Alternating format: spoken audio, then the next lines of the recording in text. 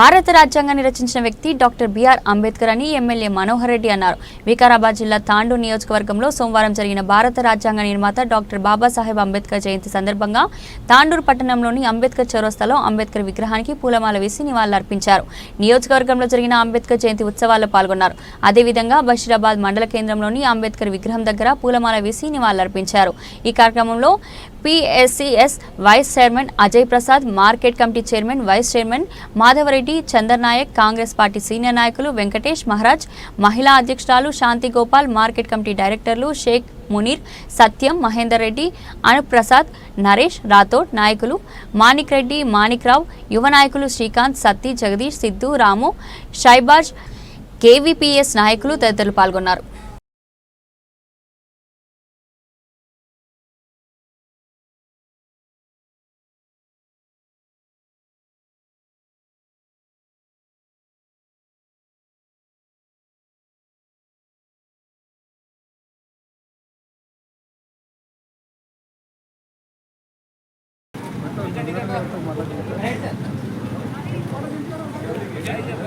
SC కుల వర్గీకరణకు రావడం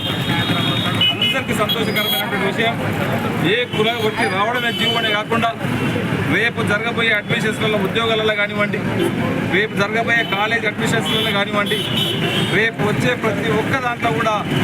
ఈ వర్గీకరణ ప్రకారం ఇప్పుడున్నటువంటి సెన్సెస్ ప్రకారం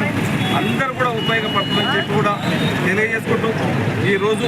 చాలా గొప్పగా చేసినటువంటి మా దళిత అంబేద్కర్ సంఘం సభ్యులకు అందరూ కూడా ధన్యవాదాలు తెలుపుకుంటూ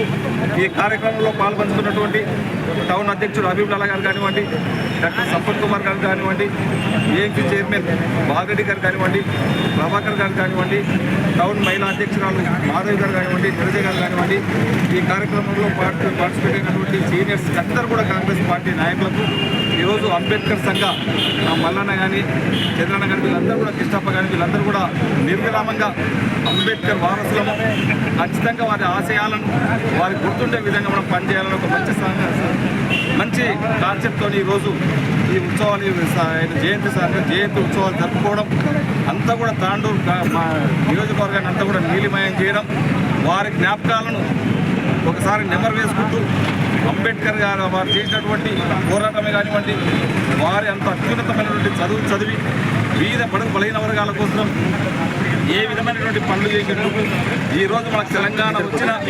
ఆ రోజు అంబేద్కర్ చేసినటువంటి రాజ్యాంగం ద్వారా వచ్చిందనే విషయాన్ని మనమందరం కూడా ఈ వేదిక ద్వారా గుర్తు చేసుకోవాల్సిన అవసరం ఉంది.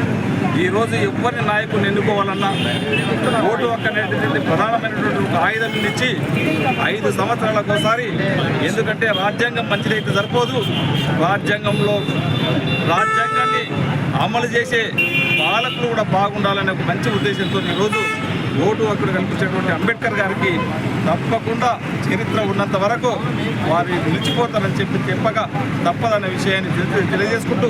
మరొకసారి బాబాసాహెబ్ అంబేద్కర్ గారికి ఘనంగా జయంతి శుభాకాంక్షలు తెలుపుకుంటూ నాకు ఈ అవకాశం ఇచ్చినటువంటి అంబేద్కర్ సంఘ సభ్యులకు మనస్ఫూర్తిగా ధన్యవాదాలు తెలుపుకుంటున్నాను.